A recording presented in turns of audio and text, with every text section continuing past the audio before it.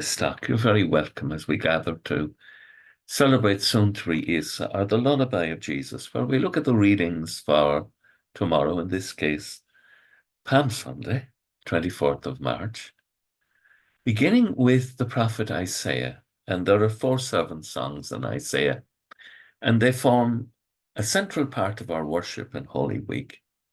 This one from Isaiah chapter 50 begins with, "The Lord has given me a disciple's tongue, so I can know how to reply to the wearied. Each morning he wakes me to hear, to listen like a disciple." And it's a great theme for the week, that we become listeners to God's word, that we slow down. We are probably running around too much. So just to slow down and to ponder God's word with Our Lady. And the second reading tomorrow is taken from St. Paul's letter to the Philippians. And it's a hymn in the early church, a hymn about Christ.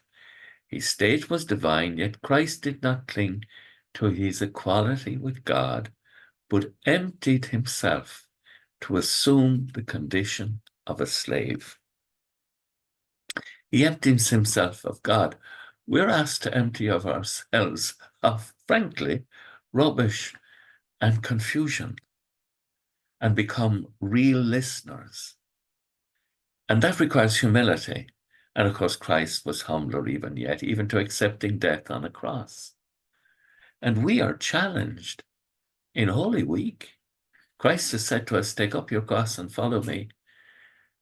And we're challenged to follow Christ, even though where we may have to go will become difficult.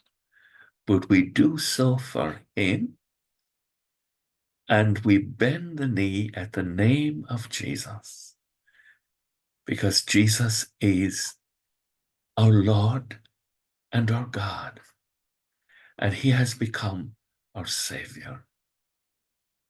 And the gospel on Sunday, well, we've 2 gospels. First of all, we have the gospel for the blessing of the palm, which is actually the gospel of the Mass. And then the gospel, the reading of the Passion. In this case, it's taken from St. Mark, which people often say is the gospel of the memories of St. Peter. Mark was accompanying Peter, and he certainly has been informed very well from Peter. We know that from the text. And of course, Mark will go on and he will establish a church in Alexandria. But just for a moment, reflect on some of what Mark has written here. Christ crying out, "O God, my God, why have you deserted me?" It's a moment of terrible pain as we listen to the gospel. And of course, it's misunderstood.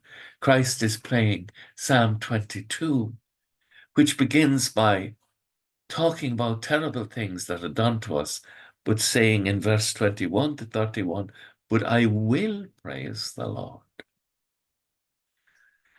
And Christ gives a loud cry, and he breathes his last, and his death takes place. But already his death is having an effect.